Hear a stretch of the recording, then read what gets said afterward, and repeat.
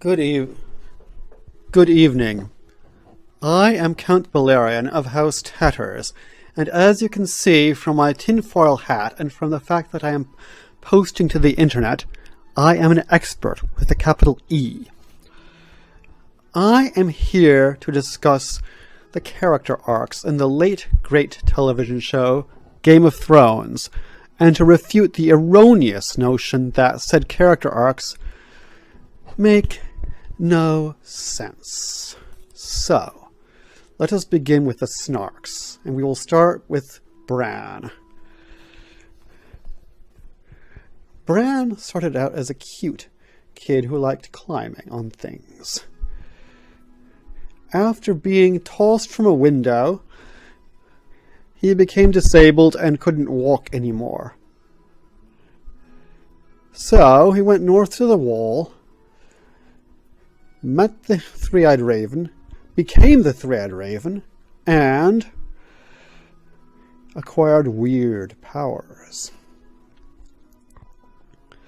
He also became rather bizarre and robotic, and given to non sequiturs like, "I have to go now," and randomly warging ravens just for the heck of it. It is highly probable that he has turned evil. This would explain why he didn't stop evil Dany from burning down King's Landing. Perhaps he even warged her, and this would explain her heel turn, but we will get to that later. He is elected king and goes off to find Drogon. One hopes that this is to learn from Drogon's wisdom, but one has an unpleasant feeling that it might be for a more sinister purpose to corrupt or destroy Drogon. So, let's hope not. Arya begins as a cute kid, as a cute little tomboy who's rather spoilt, but who listens to her father when necessary. She has a bad case of sibling rivalry, which approaches hatred after an unfortunate incident involving a butcher's boy getting killed. After her father dies, or rather is murdered, she becomes consumed with vengeance and has a thing for murder, eventually joining a death cult and learning elite assassination skills. She also develops some fairly hardcore plot armor to the point of being apparently almost indestructible. Her two main things are, firstly, rejoining her family, and secondly, revenge. Both of these plot lines reach their acme in season 7, where she starts out by massacring all the Freys and baking a couple of them into pies. She then returns home to Winterfell, where she decides to defend her family by offing her sister Sansa. Luckily, she changes her mind, thanks presumably to Bran's intervention, and she instead becomes Sansa's best friend forever. So, in season 8, she has intercourse rather randomly, but then so does everyone else, and kills the Night King, becoming Azor Ahai, or Mazor Ahai.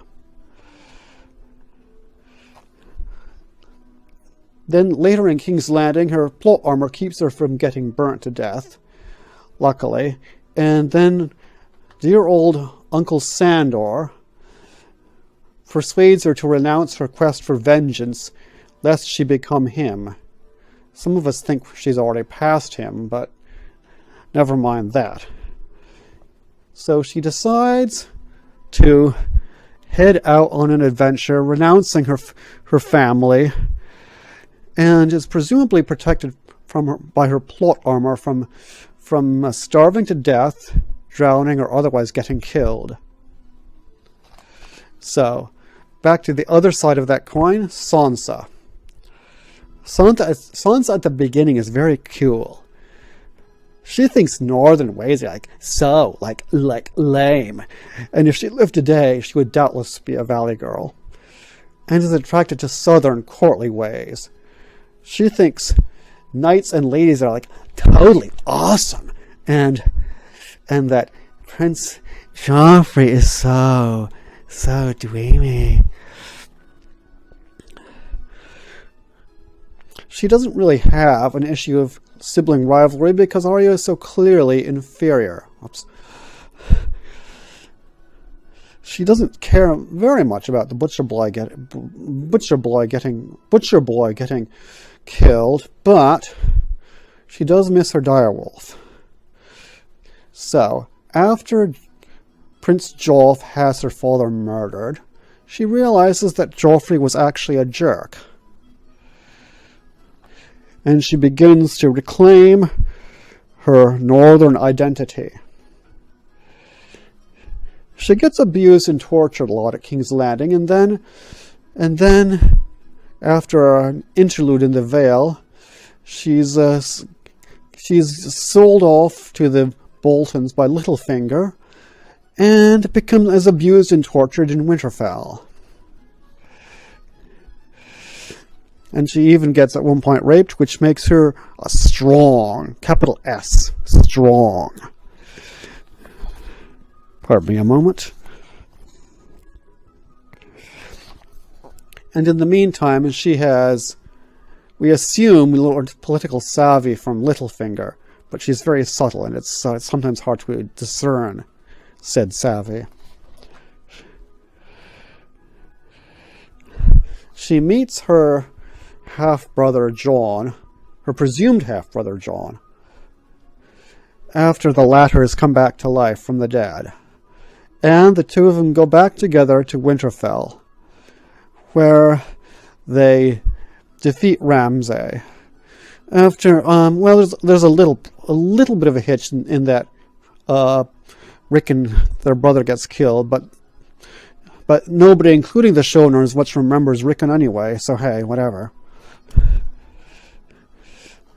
Also, she either cunningly or stupidly, it's hard to tell, doesn't tell Jon that she is sent for reinforcements from the Vale under Littlefinger. So he has to do his entire battle plan in total ignorance of this. So we already mentioned the bit where she and Arya have a bit of a falling out. Arya wants to kill her, and because she likes pretty dresses or whatever, and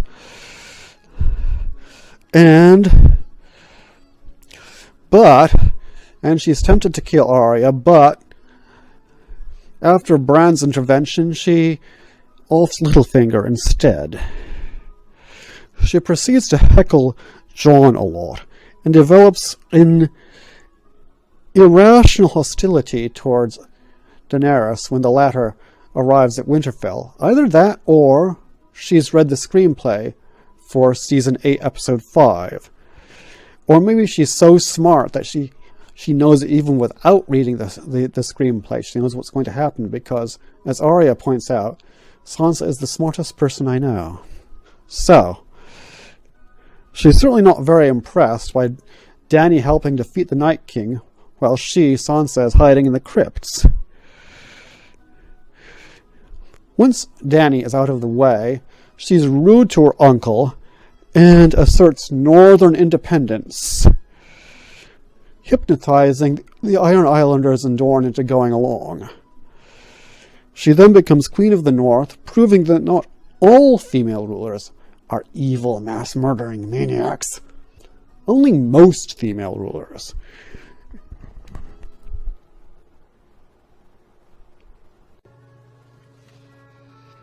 Jon begins life as the bastard of Winterfell, then joins the Night's Watch, where he has to deal with the conflict between his Stark identity and his Night's Watch identity. And the issue gets even messier after he goes undercover with the wildlings and develops a kind of a sympathy for the wildlings. He has a conflict between his sympathy for the wildlings and the Night's Watch anti-wildling bigotry. So he also has somehow to make the Night's Watch understand that the real threat is the White Walkers. After he gets killed and resurrected, his trajectory becomes less clear, and Jon becomes perhaps a little bit useless. He does win back Winterfell, but his strategy and tactics aren't necessarily the most brilliant, and the victory is more Littlefinger's doing. Thereafter, the focus is on firstly the White Walkers, and secondly, Daenerys. He falls in love with the latter, although their romance is perhaps not of the most torrid. He wastes a lot of time on a stupid White Hunt, although admittedly the visuals are impressive. And in Season 8 doesn't do an awful lot, and his dialogue becomes a bit limited, shall we say. He does discover that he's Rhaegar's son, and that Rhaegar was perhaps not terribly imaginative when it came to masculine names. He had 23 sons and named them all Aegon, apparently.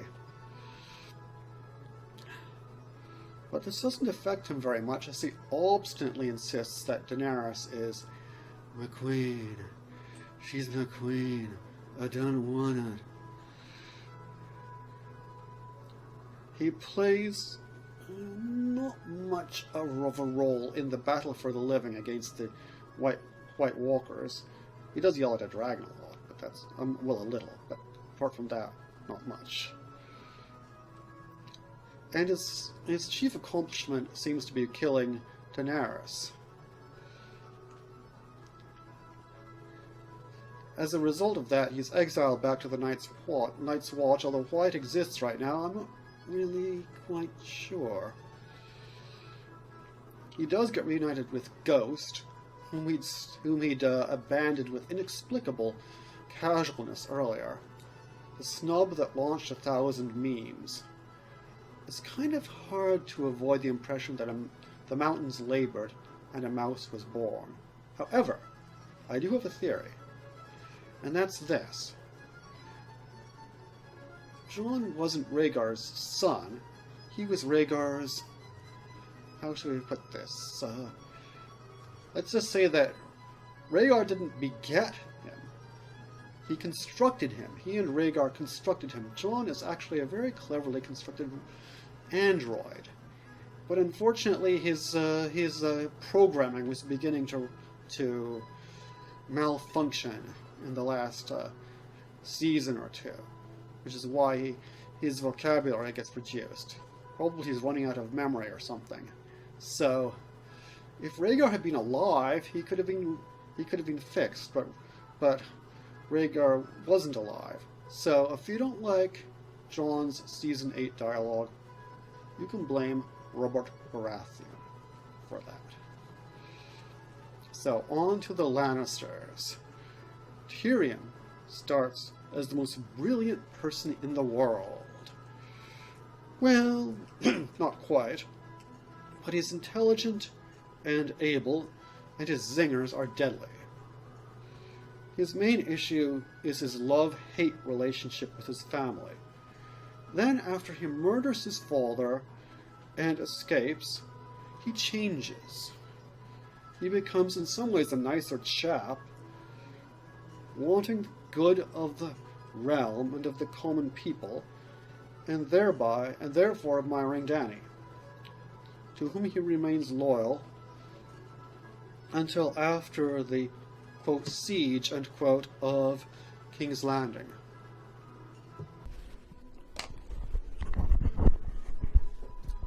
Sadly, he also becomes a bit of an idiot.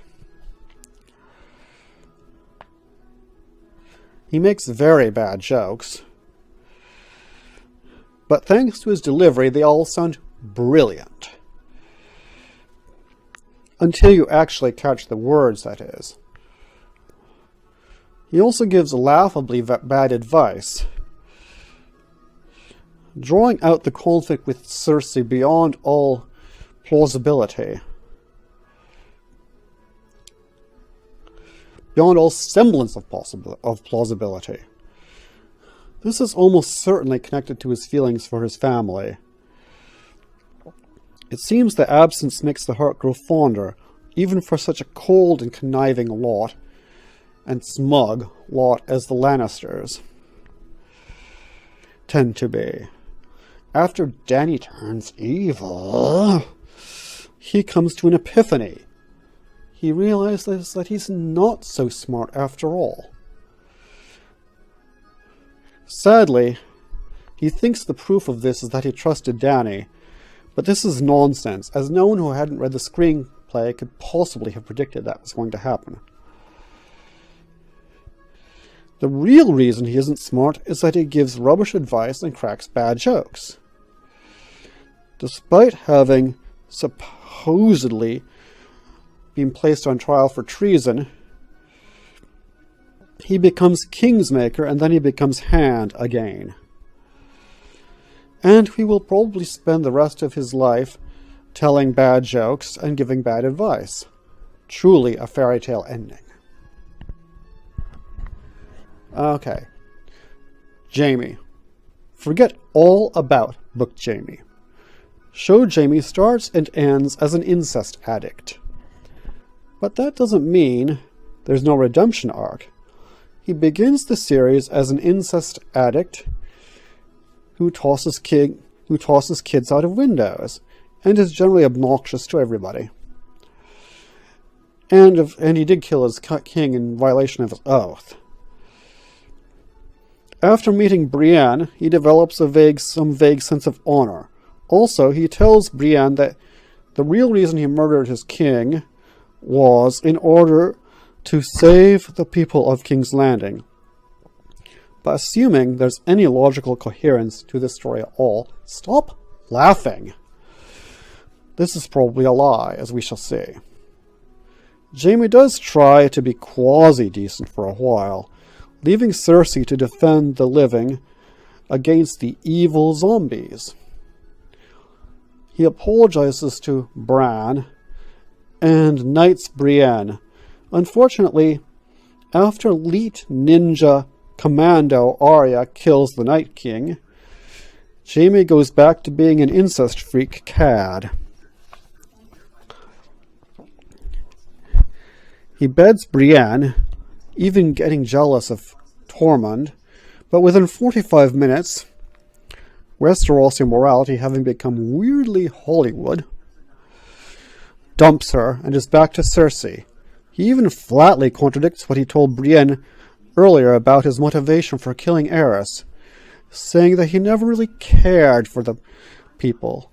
To be honest, I never really cared for them, innocent or otherwise. So, it seems, given how he treated Brienne, it seems more likely he was telling the truth to his brother than to her. So we're kind of back to square one there. Not entirely, though, because at least he's not tossing kids out of windows anymore, that we know of. Well, since he's now dead, that would be a little awkward. Alright, Dany. Dany is raised by her nutty and sometimes abusive brother, Viserys, who rants about how they're the rightful heirs to the Iron Throne in Westeros, a place where Dany has never been since birth. He then sells her to a horsey barbarian, but luckily, the horsey chap is relatively nice as horse chaps go. She even gains some experience wielding power as the horse chap's wife, or Khaleesi, and she uses this power to stand up to her bully brother. After the Vis man threatens her unborn child, Horsey puts him to a nasty death. Danny has decidedly mixed feelings about this, but inherits Vissy's Iron Throne goals, which makes up the first pole of her character arc.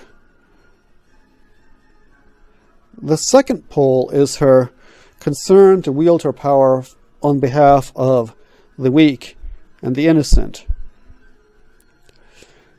We see this for the first time when she protects the Lazarine women from being raped. One of these women, a Maggie, putatively heals the horse chap, but then he turns into a vegetable and Danny's baby is sacrificed. So, Danny burns the Maggie on Horsey's pyre before entering the pyre herself and giving birth to dragons. Thereby, she becomes the most powerful person in the world.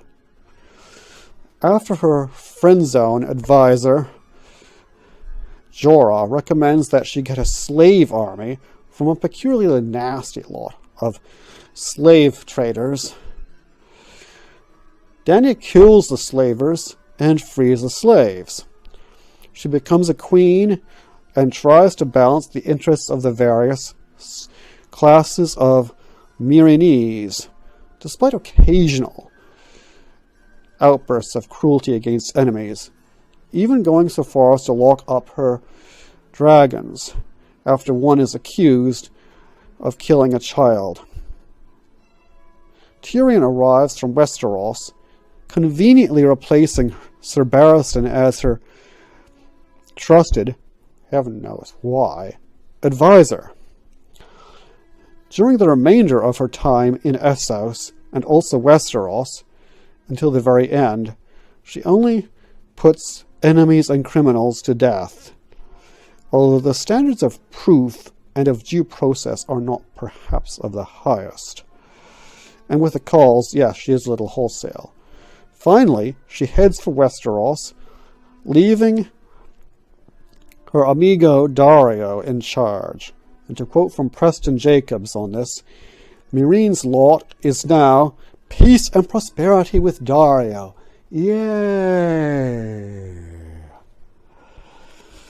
In Westeros, Dany has bad luck, or bad advice, and takes several episodes to defeat Cersei, despite the latter having very little support and being a psycho mass murderer. Oh, a sacrilegious mass murderer, having blown up the Sept. Dany helps the Northerners defeat the White Walkers because she's in love with Jon. Their amour is, so to speak, very subtle. You might, if you blink, you might miss it.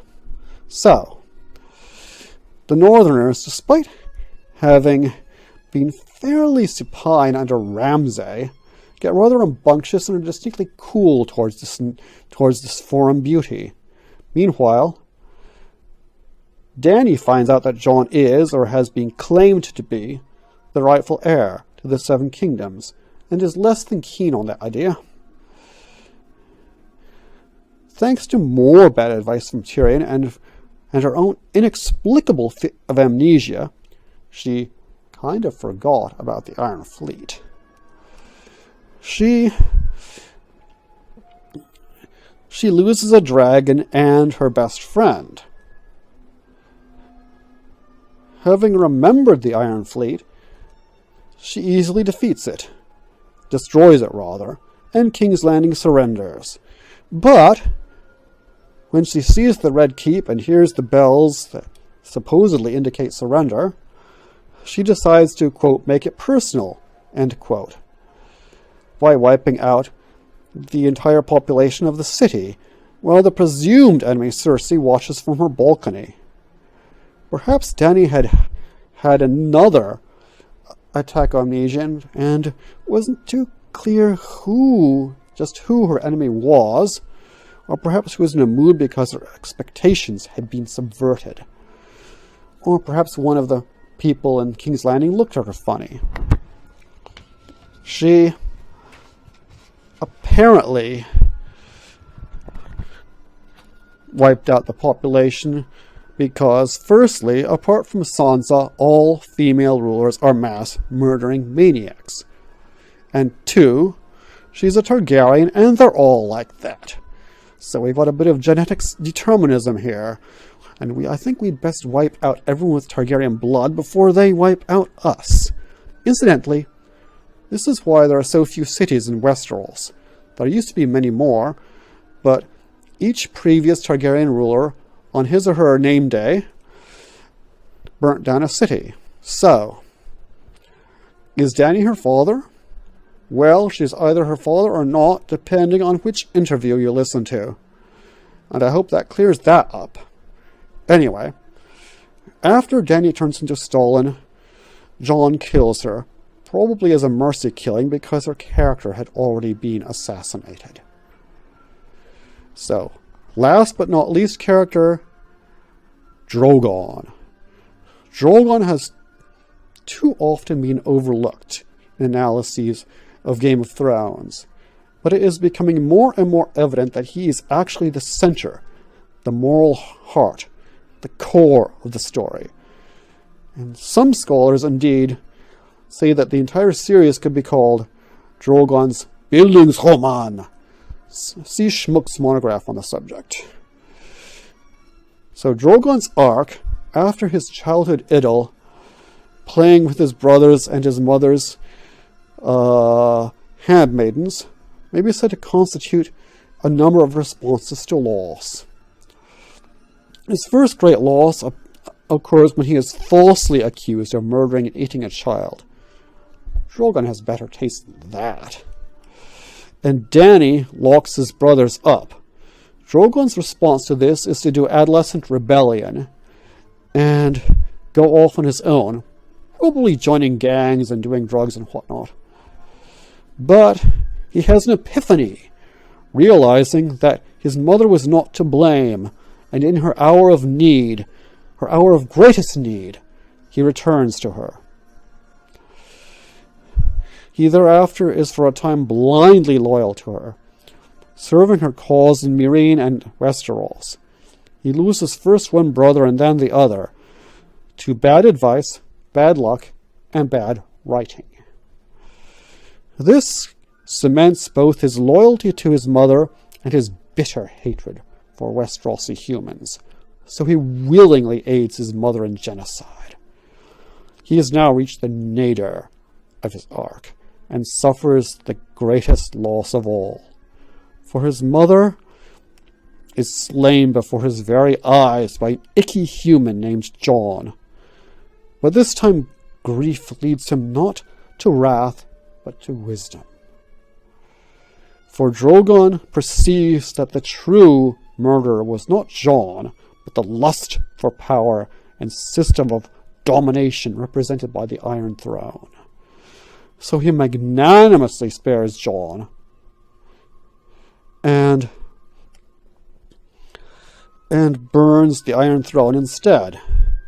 That vile engine of sorcery, as C.S. Lewis aptly called it. Instead, he then takes his mother on a quest eastward, that she might be resurrected and that they might thereafter journey the world together on a higher, nobler errand. Presumably to burn down the scripts that got them in this mess in the first place. So that's that. As you can see, the character arcs are a work of genius, and Game of Thrones is the most brilliant artistic work in the history of the universe.